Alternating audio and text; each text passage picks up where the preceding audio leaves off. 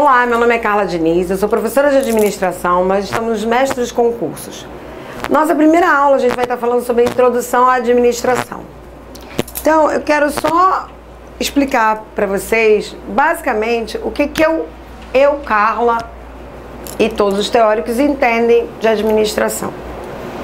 Bom, administrar é se organizar, né? Ao longo do tempo, a gente tem visto várias teorias que falam sobre organizações, tá? Na verdade, se você parar para pensar, tudo que você faz na vida, você tem que se organizar. Então, eu falo para as pessoas que se você pensar em administração, você tem que pensar em organização, né? Uma coisa leva a outra. Você administra e você se organiza. Se você resolve que vai fazer uma viagem para a China, você vai ter que se planejar, se organizar para viajar. Então você vai ter um objetivo, que é viajar para a China.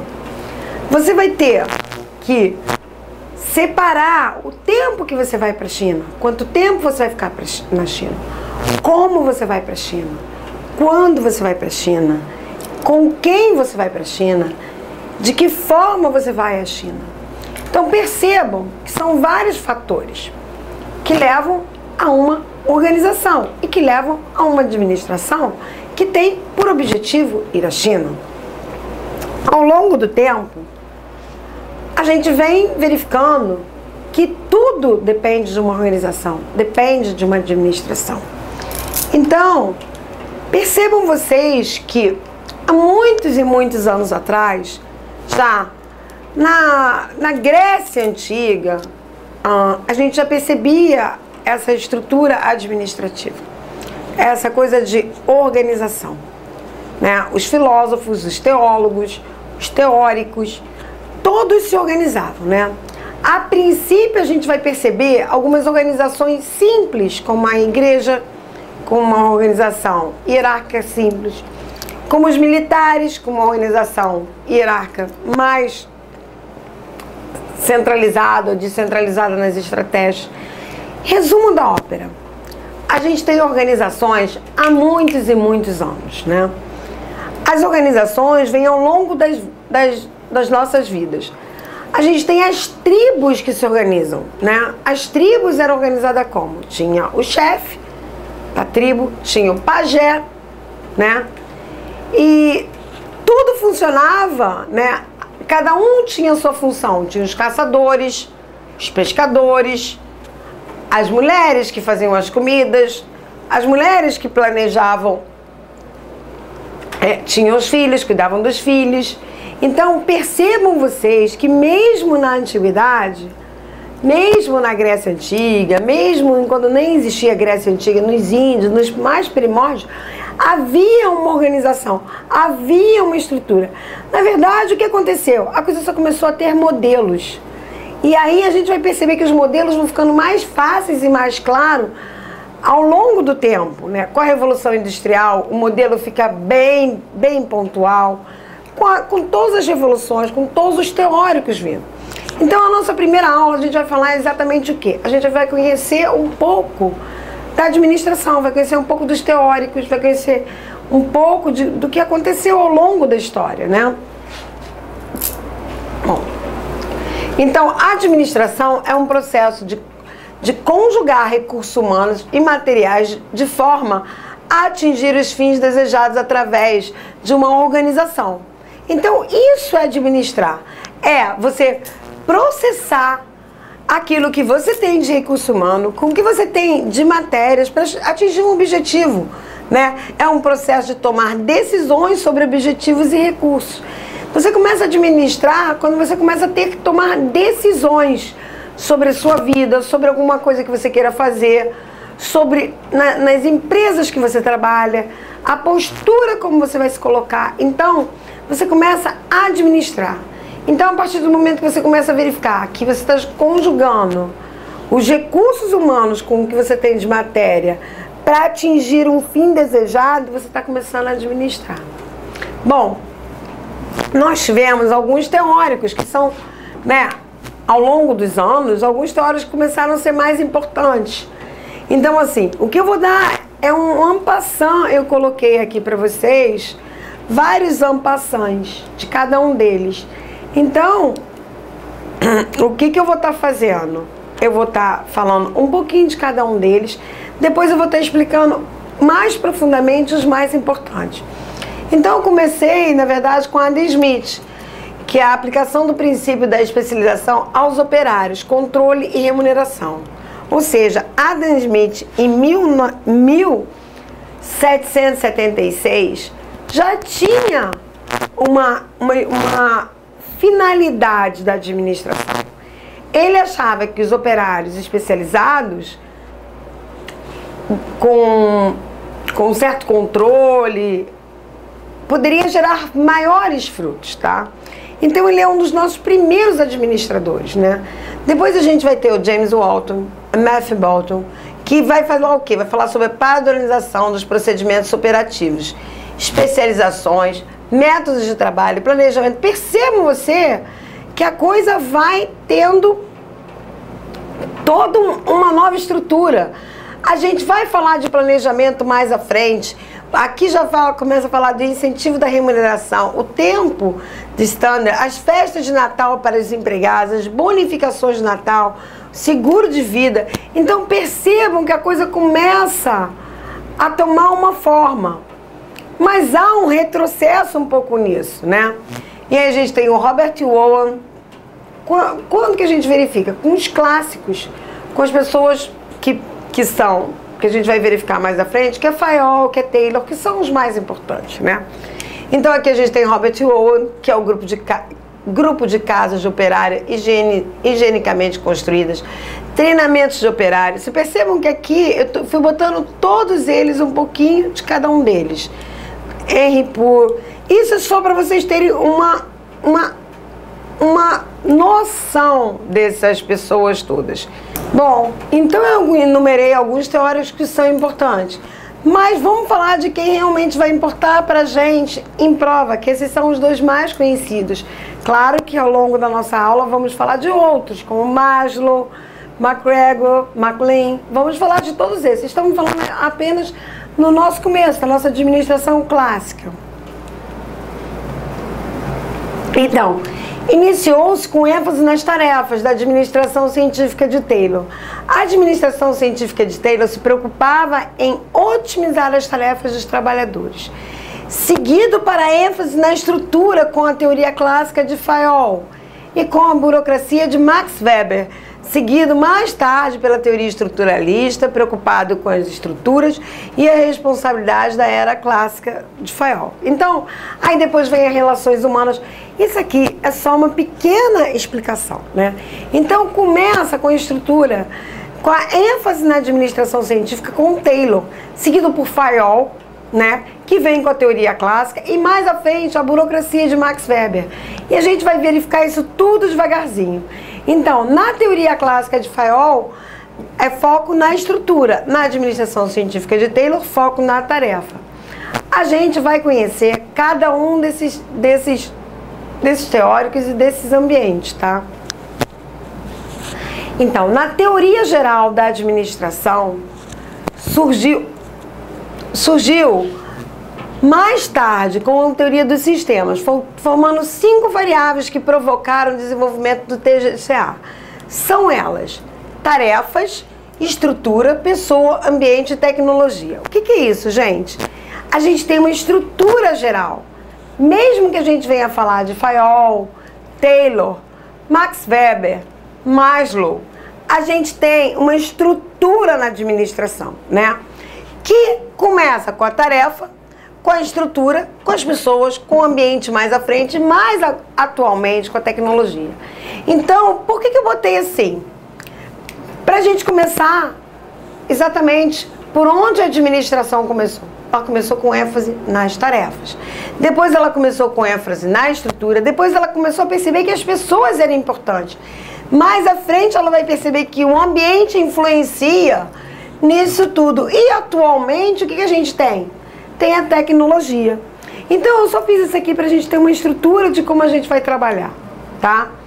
Então, a nossa teoria começa com a teoria das administrações. Então, primeiro é ênfase nas tarefas. É a administração científica de quem? De Taylor.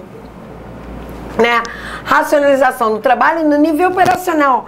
Fica claro, se a gente lembrar um pouquinho, vamos pensar, se a gente lembrar de Chaplin em tempos modernos, né? Que Chaplin, ele demonstra bem que o homem acaba virando parte da máquina. Ele entra dentro da máquina e vai se transformando. Percebam vocês que ali fica muito claro, Chaplin é um trabalhador, né, que tenta consertar uma máquina e aí ele entra dentro da máquina. Claro, o mais engraçado é que ele vai fazer a mesma coisa lá na frente, em tempos modernos, que ele é o Hitler. E ele brinca com o mundo, né? Com a bola do mundo. Mas ali, que agora, no nosso momento, que a gente está falando na teoria geral da administração, que a gente começa com a ênfase nas tarefas. Foi por isso que eu botei uma setinha sequencial, para vocês entenderem que a gente começa com ênfase nas tarefas, depois a gente vem para a estrutura do ambiente organizacional, depois a gente começa a ter uma preocupação com as pessoas. Mais adiante a gente vai perceber que o ambiente influencia num todo e mais atualmente a gente vai ter o quê? A tecnologia influenciando. Bom, a gente tem a estrutura. Na ênfase na estrutura, a gente vai ter o quê? A teoria clássica de Fayol, a teoria neoclássica, a teoria burocrática de Max Weber e a teoria estruturalista. Na teoria clássica, a gente vai ter organização formal, princípios da administração e funções do administrador. Ou seja, nesse momento aqui que a gente tem a teoria clássica e a neoclássica, a gente vai estar começando a ter a estrutura das administrações, a função do administrador. E é isso que a gente vai estar observando ao longo das nossas aulas, porque a gente vai vir paulatinamente falando de cada uma dessas. Na teoria burocrática de Max Weber, o que a gente vai ter? Sempre que você pensar em burocracia, pensa racional, organizacional. O que é isso? Começa a se colocar no papel tudo que a pessoa faz. Começa a ser burocraticamente organizado. Muda-se. Deixa de ser somente uma coisa meio que instintivo para se ter que colocar no papel. Uma sequência de ações que vão ser seguidas. A forma que vai ser abordada vai mudar. Ela vira formal, ela é burocrática, tá? A teoria estruturalista, que a gente vai ter múltiplas abordagens, organização formal e informal, análise intra-organizacional e interorganizacional. Então, eu vou estar explicando mais à frente o que é essa análise organizações formais e informais, análise intra-organizacional e interorganizacional, ou seja, a organização passa a ser mais importante. E aí a gente vai perceber que tem toda uma influência, né, da estrutura do ambiente, mas aqui a gente ainda não vai falar da estrutura do ambiente. Bom, depois vem a ênfase nas pessoas. Aí a gente vai ter a administração das relações humanas, a teoria comportamental, a teoria do desenvolvimento organizacional. Na teoria das relações humanas, a gente vai ter uma organização informal, motivação, aí a gente vai estar falando de Taylor, Fayol, Maslow, ou seja, eu botei todo um gráficozinho para vocês acompanharem paulatinamente com tudo que vai estar acontecendo mais à frente, certo? Então, motivação, liderança, comunicação e dinâmica, tá? Depois a gente vai ter a teoria comportamental, que é estilos de administração, teoria das decisões, integração dos objetivos e organizacionais e individuais. Ou seja, aqui o comportamento das pessoas começa a ser importante. A gente vai ter teorias para organizar uma empresa. O clima organizacional começa a fazer parte, né? Há uma estruturação. Ainda não estamos falando do ambiente organizacional influenciar dentro da organização. Por último, a gente vai ter a teoria do desenvolvimento organizacional, que é uma abordagem dos sistemas abertos, tá? Mais à frente, a gente vai estar falando ênfase no ambiente. O que é isso? Começa a se reparar que o ambiente influencia no controle da organização, influencia no comportamento da organização. Fique lá claro, porque a gente começa a falar da análise SWOT. Então a gente vai ver cada um desses teóricos calmamente, de uma forma bem calma, ao longo das nossas aulas, para que não haja tipo de problema nenhum, tá? Então, no ambiente a gente vai ter a teoria estruturalista, a neoestruturalista e a teoria contingencial ou a teoria de contingência. Na teoria estruturalista e neoestruturalista, a gente vai ter análise da intra-organização e análise do ambiente, a abordagem do sistema aberto. Já na teoria do contingência, a gente vai ter análise do ambiente, imperativo ambiental e abordagem do sistema aberto. Ou seja, a gente vai estar observando que aqui, o ambiente aberto, o que eu estou querendo dizer para vocês? Que o que está acontecendo no mundo me influencia. Se acontece um tsunami, ele vai influenciar na minha empresa? Vai influenciar. Se eu moro no Japão e eu tenho uma lojinha no Japão e um tsunami acontece, é claro que vai me influenciar tipicamente. Porém, se eu moro no Brasil e tem um problema lá na Bolsa de Valores de Nova York, vai me influenciar aqui na minha empresa? Vai, né? Então, o ambiente externo influencia às vezes em forma grande e às vezes de forma maior. Então, aqui começa a se perceber que o ambiente é importante na estrutura de uma administração, né? Então, na teoria geral da administração, a gente vai ter toda essa infraestrutura, que são tarefas, estrutura, pessoa, ambiente e tecnologia. Por último, a tecnologia, que é o que nós temos atualmente, que é uma administração da tecnologia imperativo tecnológico, ou seja, há todos os outros e mais esse. Bom, vamos ver cada um deles, né? Teoria científica, né? ênfase nas tarefas, desenvolvida por Frederick Winslow Taylor, se caracteriza por ênfase nas tarefas, objetivando aumentar a eficiência da empresa em nível operacional. Ou seja, Taylor acha que se você bota todos os operários para trabalharem de forma certa, desenvolvendo tempo, dizendo que cada um vai fazer, de forma como cada um vai fazer, e quanto mais eles fizerem, né, mais perfeito vai ficar. Então, ele acha que isso é a maneira certa de organizar. Por isso que a gente está falando que objetivando o aumento da eficiência. Que você, botando todo mundo assim, você vai ser o quê? Eficiente, né? Então, sempre eficiência está ligado com a tarefa de você empreender o material usado. No caso, o material humano aqui, né? Então, você dando a forma correta como a pessoa deveria trabalhar, ela vai trazer lucros, rentabilidades, né? Foi o que eu falei. Naquele filme de Chaplin fica muito claro isso, que o homem faz parte da máquina, né? O homem não é um homem, não importa o que ele precisa, a necessidade dele. Ele é um homem. Fica claro ao longo da vida o que a gente percebe, né? Que não tem essa preocupação com a remuneração, tem a preocupação de ele trabalhar, fazer o trabalho e trazer o lucro à empresa, a rentabilidade à empresa. Fica um pouco de lado o homem em si, né? Não há essa preocupação com a pessoa, que vai haver mais lá na frente com Maslow, né? Que a gente começa a ver a motivação, etc e tal. Então, abordagem mecanicista por envolver diversos fatores, estudo de tempo e movimento, seleção científica do operário. Ou seja, o operário é selecionado para aquilo que ele precisa ser feito. Se eu preciso de um cara forte para mexer numa rodaima, eu vou ter um cara forte. Ele vai ser selecionado porque ele é forte. E assim sucessivamente. A aplicação de medidas para reduzir ou neutralizar a fadiga. Ou seja, há um cuidado com isso? Há um cuidado com isso. Mas, na verdade, acredito em vocês, a fadiga na teoria clássica e científica era muita. Na teoria clássica, one best way, ou seja, só tem um padrão de ser feito e aquele padrão é o padrão correto. O funcionário padrão é quanto mais ignorante, melhor. Ou seja, ele não precisa saber de nada, ele tem que ser burro. Não utiliza ferramentas de motivações, que isso a gente só vai ver mais lá na frente. É uma padronização racional. A racionalização do trabalho é comum como um meio de aumento de eficiência da produção, evitando desperdício e promovendo prosperidade entre patrões e empregados.